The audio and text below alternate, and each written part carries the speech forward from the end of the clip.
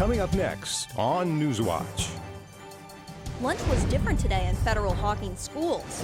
Plus, a man suspected of terrorizing motorists on a Phoenix highway for weeks is now in custody. And in sports, Ohio football put on a show at Peden for Parents Weekend. Newswatch starts right now. Broadcasting live from WOUB TV in Athens. This is Newswatch. Ohio University police are investigating a potential threat from a terrorist group, ISIS. Good evening, I'm Blaine Caraher. Thanks for joining us. OUPD released a statement Friday claiming ISIS made the threat, mentioning OU via social media. The social media post included a picture and mention of a particular academic department, which wasn't specified.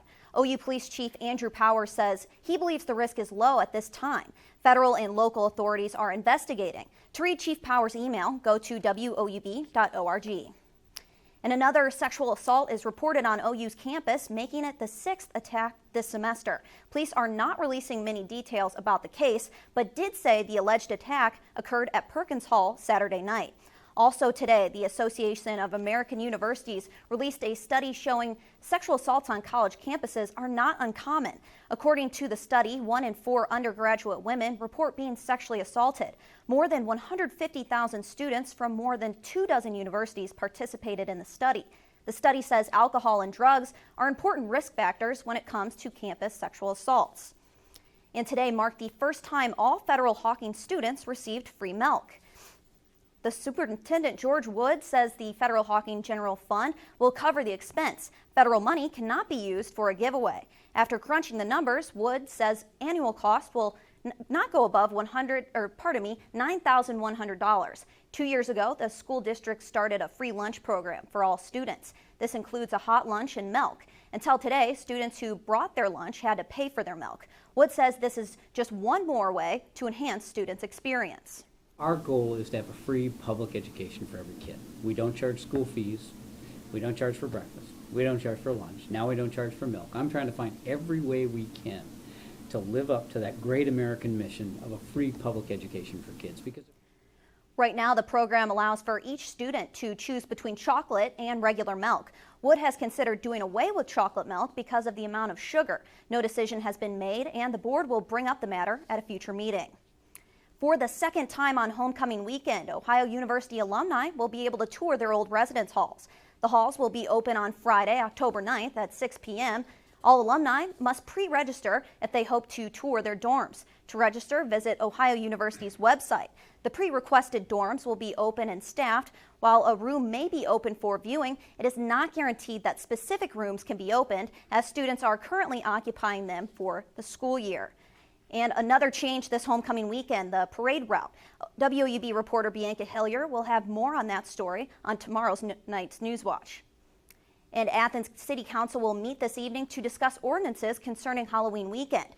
The meeting will go over 3 main propositions. One proposes banning parking and closing the area of Court Street from Mulberry to Carpenter.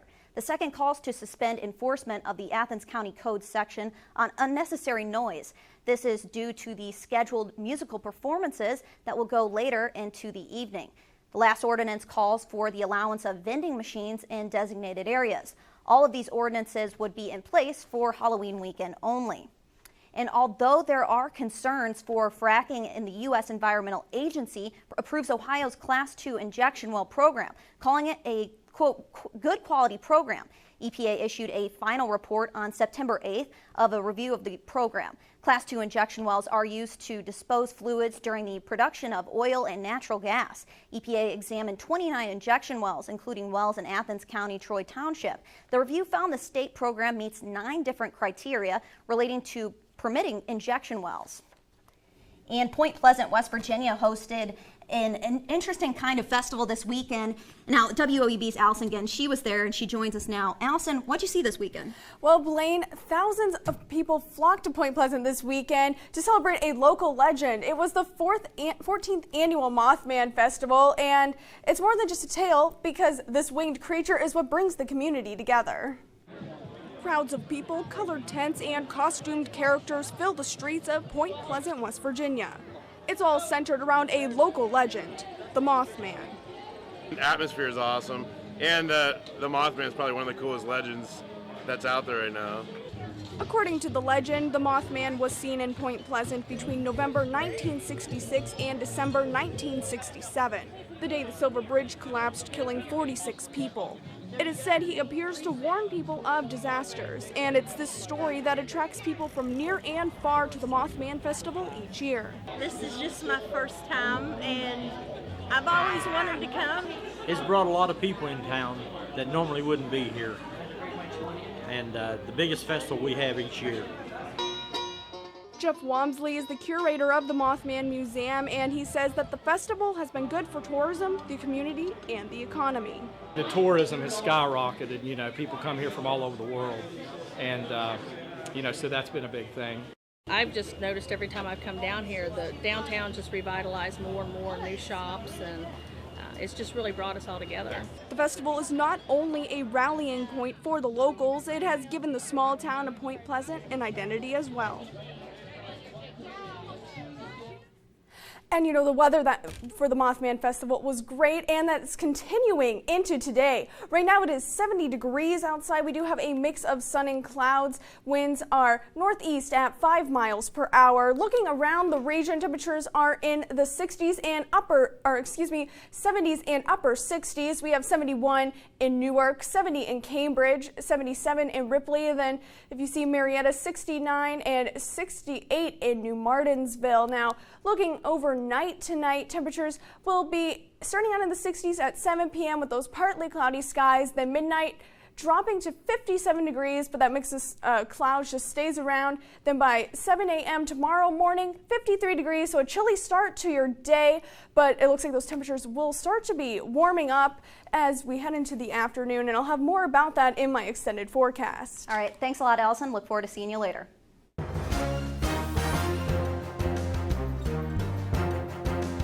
In Kentucky saw their average yearly incomes drop by more than 11% in the past year. According to a new report by the U.S. Census Bureau, Black Kentucky household incomes fell from just over $30,000 to under $25,000. The poverty rate went up for African Americans in Kentucky from 28.8% in 2013 to 32.4%. That's compared to the state's overall poverty rate at 19.1%. Officials say the trend is troubling and underscores an urgency to create policies that will end cycles of poverty. The average cost of gas in Ohio has increased once again. It now matches the national average at $2.29, but it significantly is cheaper than what it was a year ago at $3.20, or even a month ago when it was $2.75 after prices temporarily spiked because of a partial shutdown at a refinery. Nationally, gas prices are down about 4 cents from last week and are down from $3.34 at this time last year. 10 children in Kentucky died last year from child abuse or neglect. According to a new report from the Cabinet for Health and Family Services, the state also saw 32 near deaths for the same region. These numbers are on a decline from last year when 16 children died and 51 suffered life-threatening injuries. The leading cause of death and serious injury comes to be head trauma. Data shows substance abuse and family violence are also at play in a large role in these situations. Child advocates are continuing to look for ways to decrease the number further. And a SWAT team stormed an Arizona Walmart today to arrest a murder suspect. That story plus the Baby Bella murder suspect appeared in court today for a bail hearing. These stories and more when Newswatch returns.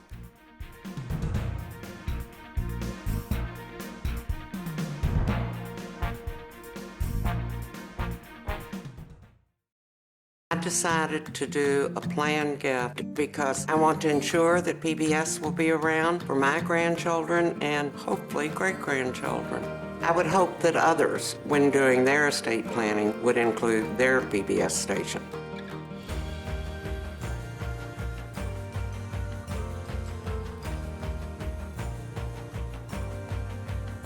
My PBS station is part of my community. That's something I really value.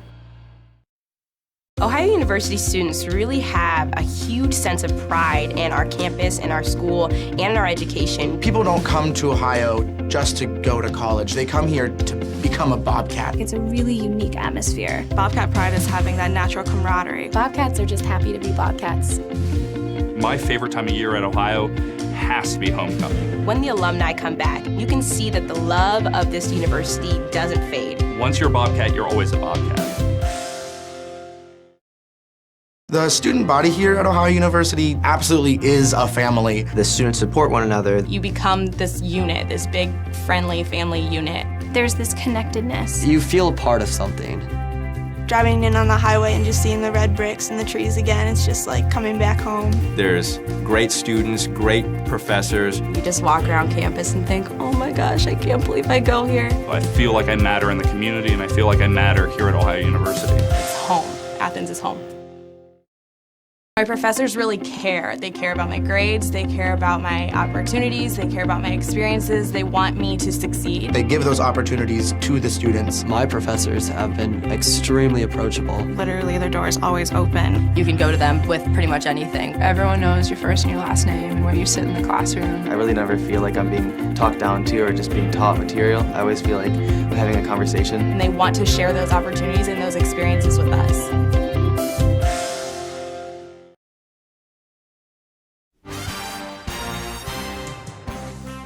Rochelle Bond and her boyfriend Michael McCarthy appeared in a Boston courtroom today for a bail hearing in connection with the death of Bella Bond. Rochelle's daughter, Bella, was known as Baby Doe after she was found dead near Boston in June. Her remains wrapped in a black trash bag. Steve Nance reports on today's bond hearing.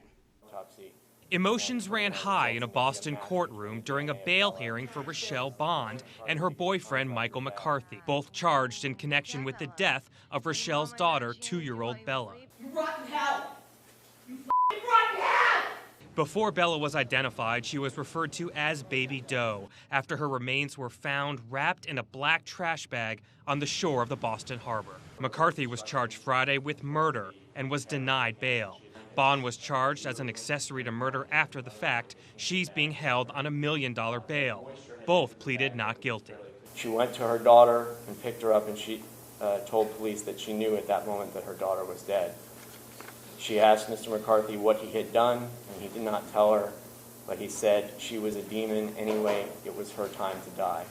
In court Monday, prosecutors alleged that McCarthy killed the 2-year-old in her own home, and that Bella's mother admitted to helping him keep her daughter's death a secret. He put the plastic bag into a duffel bag, which he put into the trunk of his car, and drove to an area near the South Boston seaport. She reports that he took weights, put them in the bag, and then dumped her body in the water. McCarthy's attorney insists his client is innocent. He is shocked and saddened by the death of Bella Bond, but he did not kill her. But the lawyer for the child's mother disagrees. She wants to see Mr. McCarthy pay for what he did. I'm Steve Nannis reporting. Well, thanks a lot, Steve. And Pope Francis is calling on Cubans to overcome resistance to change through Christ's message. Speaking in his homily at a large outdoor mass in Revolution Plaza, the pontiff says Christ challenges us daily to believe in the possibility of personal transformation. Francis says he invites us slowly to overcome our preconceptions and our reluctance to think that others, much less ourselves, can change. It's the Pope's third day on the island. He has called on Cubans to serve people rather than ideologies and not close themselves off to others who think differently. And a man suspected of terrorizing motorists on a Phoenix highway for weeks is now in custody. A SWAT team stormed a Walmart, arresting Leslie Allen Merritt Jr. Police say he is linked to at least 4 of the 11 shootings on Interstate 10, randomly targeting passing vehicles. Nick Valencia has more on the arrest. After more than 2 weeks of terror, police make an arrest in a string of highway shootings. The weapon and the man who we believe that was responsible for what started this spree in Arizona is in custody. Though authorities have declined to name the suspect, 2 government officials told CNN the detained man's name is Leslie Allen Merritt Jr. CNN affiliates say this is Merritt arriving at an Arizona State Police office. He was arrested Friday night at a suburban Glendale, Arizona Walmart in connection with at least 4 of the 11 shootings. Most of those occurred along busy Interstate 10. He was arrested at that Walmart with a woman and a 5-year-old child. They were not taken into custody, and he was. A Phoenix City councilman told CNN the break in the case came after the suspect pawned a 9mm handgun. Police say their lab results showed it was the same gun used in at least 4 of the highway shootings. Subject is in custody because the weapon that he owned is forensically linked to these crimes. The suspect is only connected to the first 4 shootings. Police are unclear whether there are more suspects. Are there others out there? Are there copycats? That is possible. We will continue to investigate. As of September 10th, there have been no other shootings reported. In Friday night's arrest, police accused the suspect of starting the spree on August 29th. Late last night, affiliate KNXV tried to get the reaction from Merritt's father. Would you like to tell me about him or say anything on his behalf? Yeah, but I'll say plenty on his behalf. Yeah. Whoever said he's the I-10 shooter is a moron. Have a good night. Nick Valencia, CNN, Atlanta. Thanks, Nick. And on Wall Street today, stocks rose in the afternoon after some losses from the sell-off last week.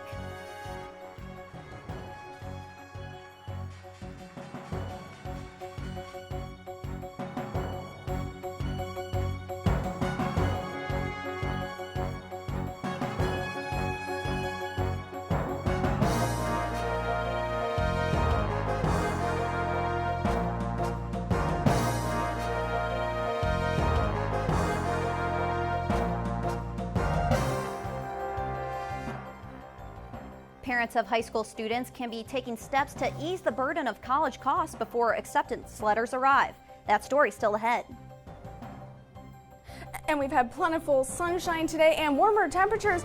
I'll let you know how long that's going to last in my extended forecast coming up next on Newswatch. I support one student in college with a scholarship. Just the way I want to pass on a legacy of education. I would like to pass PBS on to the next generation.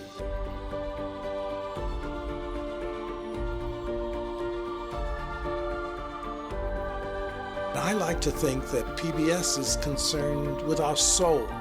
If your soul is in the right place, you're in giving back. Ohio University students really have a huge sense of pride in our campus, in our school, and in our education. People don't come to Ohio just to go to college. They come here to become a Bobcat. It's a really unique atmosphere. Bobcat pride is having that natural camaraderie. Bobcats are just happy to be Bobcats. My favorite time of year at Ohio has to be homecoming. When the alumni come back, you can see that the love of this university doesn't fade. Once you're a Bobcat, you're always a Bobcat. The student body here at Ohio University absolutely is a family. The students support one another. You become this unit, this big, friendly family unit. There's this connectedness. You feel a part of something. Driving in on the highway and just seeing the red bricks and the trees again, it's just like coming back home. There's great students, great professors. You just walk around campus and think, oh my gosh, I can't believe I go here. I feel like I matter in the community, and I feel like I matter here at Ohio University. It's home. Athens is home. My professors really care. They care about my grades, they care about my opportunities, they care about my experiences, they want me to succeed. They give those opportunities to the students. My professors have been extremely approachable. Literally, their door is always open. You can go to them with pretty much anything. Everyone knows your first and your last name and where you sit in the classroom. I really never feel like I'm being talked down to or just being taught material. I always feel like I'm having a conversation. And they want to share those opportunities and those experiences with us.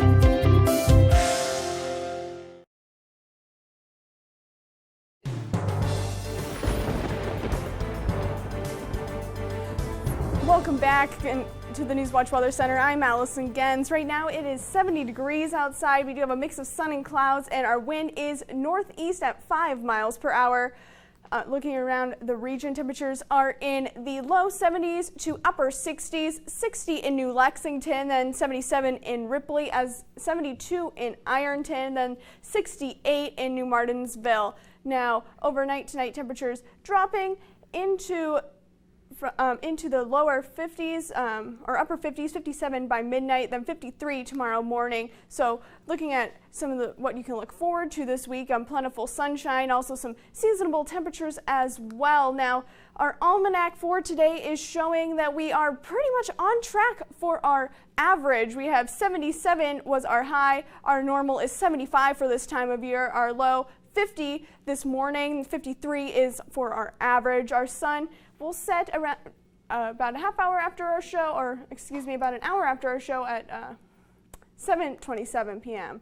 Now tonight, we can see that there's not much going on for our region. There is some rain working its way through, and mainly in the West Virginia and West Virginia area. That's not going to affect us in our region, and that's going to continue to move its way out. Now high pressure is going to move in, and that's going to be what's going to be giving us some clearer skies and warmer temperatures starting tomorrow. This rain still is going to continue to work its way through tomorrow night. Not going to be seeing much as far as precipitation in our region, and that's going to continue into Wednesday. Now, overnight tonight, temperatures dipping into the 50s. We have 50 for Newark, 52 in New Lexington, 55 in Ripley, as well as in Ironton, with some partly cloudy skies throughout the region tonight. Now, tomorrow warming up into the upper 70s to mid 70s. We have 75 in Cambridge, as well as in New Lexington, 78 in Newark, 79 in Columbus. They're going to see the warmer of the temperatures tomorrow, 77 in Ironton. Mix of sun and clouds across the board for you tomorrow. Now tonight, temperatures again 53 degrees for our low. We'll have that partly cloudy skies with fog possible in the River Valley regions. So keep in mind that will last into the early morning hours as well. Calm winds. So now tomorrow, taking your kid off to the bus stop, 53 degrees with partly cloudy skies. It will be a chilly morning. Make sure they take along a jacket. But by the afternoon, they won't be needing that jacket. 75 is our high with mostly sunny skies, those seasonable temperatures.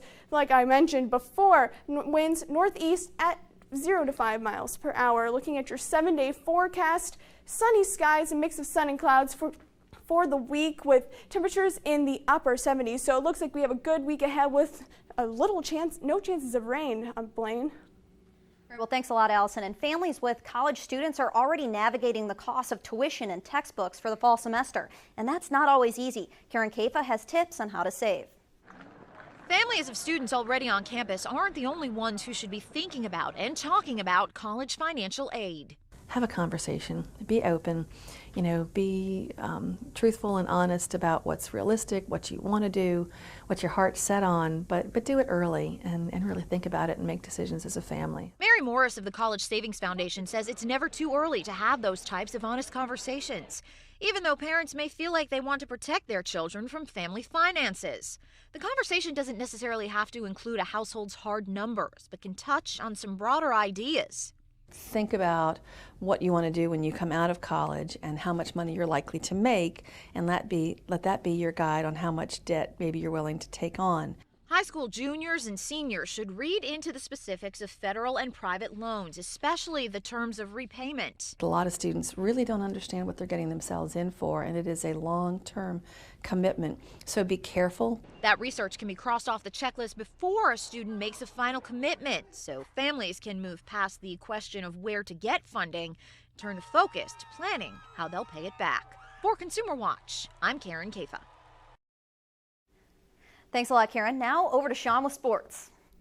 Hello, everyone. I'm Sean Neidig, and coming up, the Ohio volleyball team returned to a trip from Florida yesterday. Stick with us to see how they did. And Ohio football put on a show for Parents Weekend against Southeastern Louisiana. I'll have that and more next on Newswatch. Stay tuned to WOUB. Here's a look at what's coming up tonight on your public television station.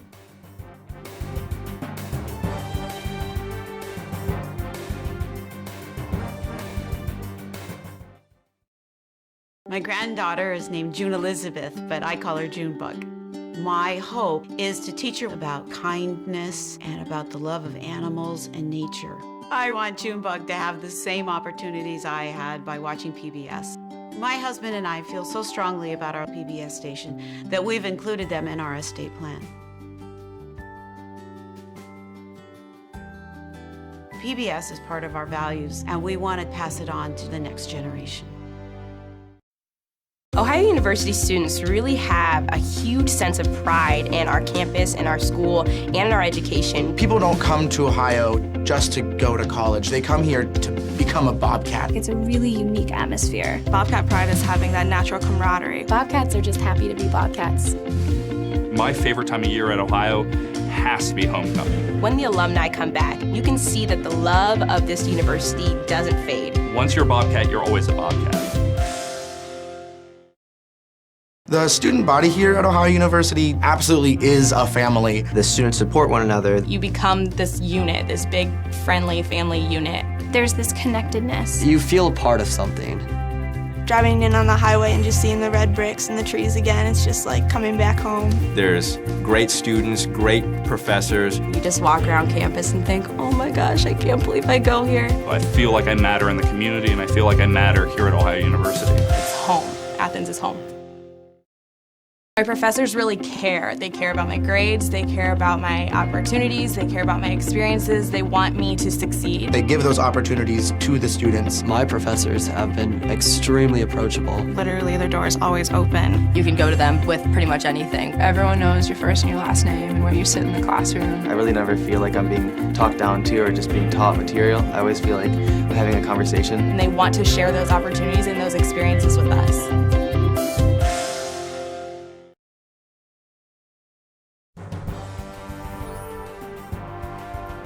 Welcome back, I'm Sean Neidig. Ohio volleyball continued their successful season this past weekend in Florida.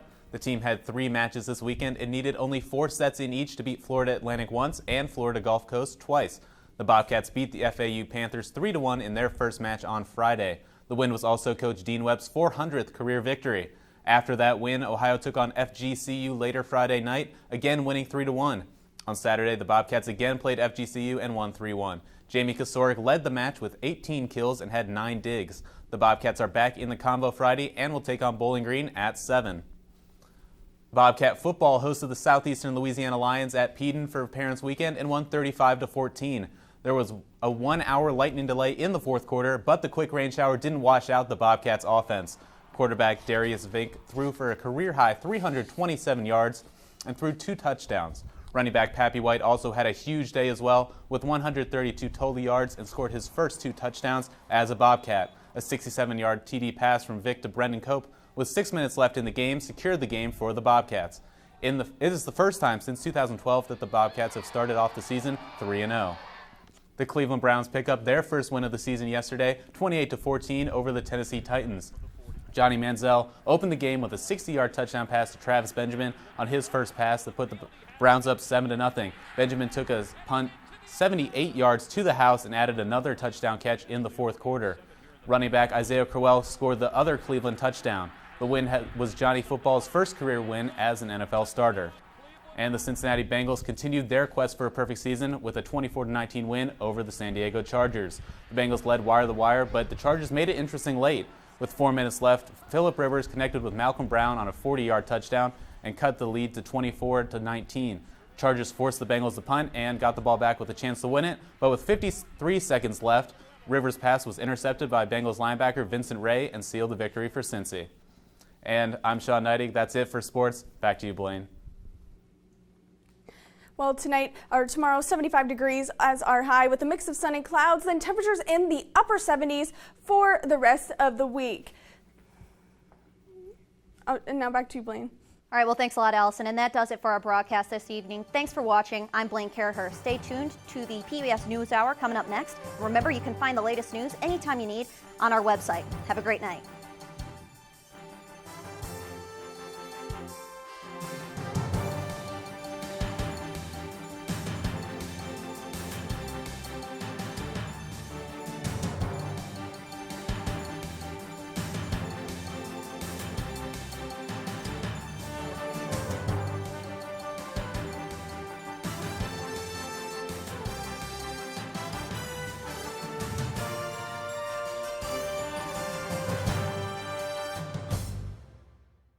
I decided to do a planned gift because I want to ensure that PBS will be around for my grandchildren and hopefully great-grandchildren. I would hope that others, when doing their estate planning, would include their PBS station.